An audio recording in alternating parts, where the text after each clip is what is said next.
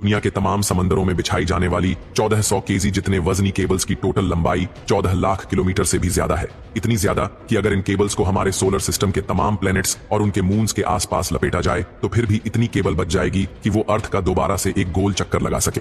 अब जाहिर है इतनी लंबी केबल्स वो भी समंदर में 8000 मीटर की गहराई में बिछाना कोई हल्का काम तो नहीं है। सिर्फ 1 किलोमीटर सबमरीन केबल को बिछाने में ज्यादा से ज्यादा 25 लाख US का खर्चा आता है। तो अब आप खुद अंदाजा लगा लें कि 14 लाख किलोमीटर केबल बिछाने में कितना खर्चा आया होगा। लेकिन इससे भी बड़ा सवाल यह है कि समंदर के बॉटम पर इंटरनेट केबल को अगर शार्क काट ले तो उसको ठीक कैसे किया जाता है, और यह पता कैसे चलता है कि हजारों मील के समंदर में केबल कहां से टूटी है। इस अंडरसी हाईवे में हर वक्त करोड़ों गीगाबाइट्स का डेटा ट्रैवल कर रहा है। इसका मतलब है कि यह हाईवे भी काफी चौड़ा होगा, यानी ये केबल्स एक आम घरेलू फाइबर ऑप्टिक केबल से ज्यादा मोटी होगी। पर ऐसा नहीं है। देखने में ये येलो और ब्लैक केबल एक हॉज पाइप जितनी मोटी है, लेकिन असल में इसके बीच से गुजरने वाली फाइबर ऑप्टिक केबल बाल जितनी पतली है। तो अब सवाल उठता है कि इतनी पतली तार के बीच से इतना ज्यादा डेटा कैसे भेजा जाता है। इस बाल जितनी वायर को फाइबर ऑप्टिक का कोर कहा जाता है, जो कि ग्लास या फिर प्लास्टिक से बना होता है। इसके बीच से लाइट गुजरती है जो डेटा को छोटे छोटे पैकेट्स में लेकर ट्रैवल करती है। सबसे पहले कंप्यूटर में मौजूद डेटा को इलेक्ट्रिकल सिग्नल से लाइट सिग्नल में एक ट्रांसमीटर की मदद से कन्वर्ट किया जाता है।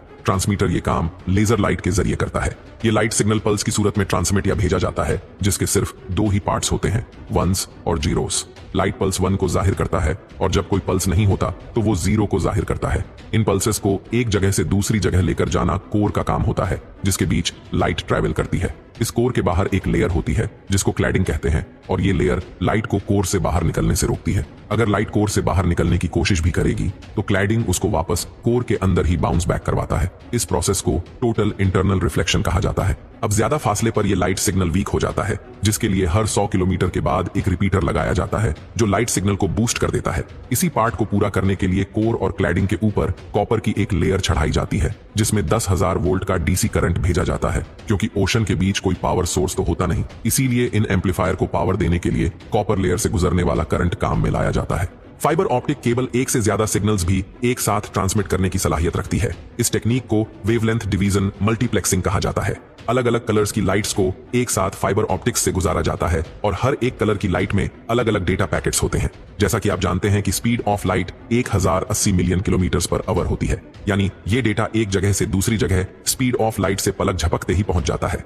हजारों किलोमीटर दूर पहुंचने पर यह डेटा फोटोडायोड या फोटो डिटेक्टर की मदद से दोबारा इलेक्ट्रिकल सिग्नल में कन्वर्ट होता है, और फिर कंप्यूटर या मोबाइल डिवाइस उसे दोबारा रिकंस्ट्रक्ट करके ग्राफिक्स या फिर किसी भी फॉर्म में ले आती है। कोर क्लेडिंग और कॉपर लेयर के अलावा सबमरीन केबल के मोटे होने की वजह इसके ऊपर मौजूद 7 और लेयर्स भी हैं, जिनका काम केबल को पानी के एक्सट्रीम प्रेशर से बचाना होता है। लेकिन इसके बावजूद भी ये केबल अर्थक्वेक्स, शार्क अटैक्स और समंदर के अंदर ही वोल्केनिक इरप्शन से डैमेज हो जाती है। लेकिन सबमरीन केबल के डैमेज होने की सबसे बड़ी वजह फिशिंग होती है। समंदर के बॉटम में अगर सबमरीन केबल डैमेज हो जाए तो फिर इनको ठीक कैसे किया जाता है? ठीक करना तो बाद की बात है, लेकिन सबसे पहले हजारों किलोमीटर की वायर कहां से डैमेज हुई है, उस लोकेशन का पता कैसे लगाया जाता है। आपको यहां बताते चलें कि आजकल की मॉडर्न सबमरीन केबल्स 1 इंच मोटी होती हैं और 1 किलोमीटर वायर का वजन करीब 1400 केजी होता है, यानी एक 4 व्हीलर गाड़ी जितना। समंदर में इंस्टॉलेशन के लिए ऐसी हजारों किलोमीटर वायर वन पीस में समंदर के बॉटम पे स्पेशल शिप्स की मदद से इंस्टॉल की जाती है।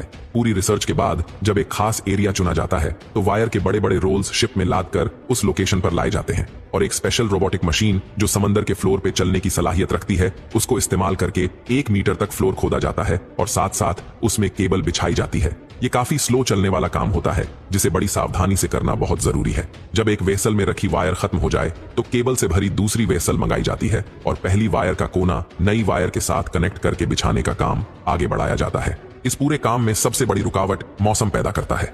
अटलांटिक ओशन में साल के 365 दिन तेज हवाओं का सिलसिला मौजूद होता है, और ये हवाएं कब समुद्री तूफान में तब्दील हो जाएं, इसका कोई अंदाजा नहीं होता है और इनको कोई भी नहीं रोक सकता। इसी वजह से कई दिन तक इंस्टॉलेशन का काम वहीं स्टॉप कर दिया जाता है जब तक मौसम क्लियर ना हो।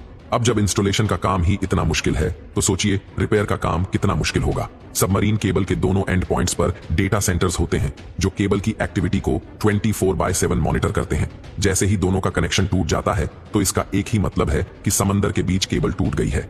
हजारों किलोमीटर की वायर एग्जैक्टली कहां से डैमेज हुई है ये पता लगाने के लिए एक खास डिवाइस यूज होती है जिसे ऑप्टिकल टाइम डोमेन रिफ्लेक्टोमीटर कहा जाता है। ये डिवाइस दोनों एंड से एक लाइट पल्स भेजती है, और अगर केबल टूटी हुई है तो वो लाइट पल्स बाउंस करके वापस आ जाती है।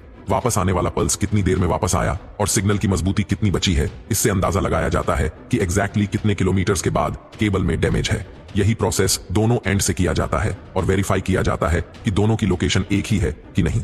अब दोनों एंड से डीसी सप्लाई यानी केबल में छोड़ा गया करंट बंद किया जाता है और उस लोकेशन पर आरओविज को समंदर के बॉटम पर भेजा जाता है। आरओविज की मदद से पहले फिजिकली केबल का मुआयना किया जाता है और फिर केबल को बाहर निकालकर ऊपर मौजूद वेसल तक लाया जाता है। केबल का वो हिस्सा जो डैमेज हो गया हो वो काट कर उसमें दूसरा पीस लगाया जाता है।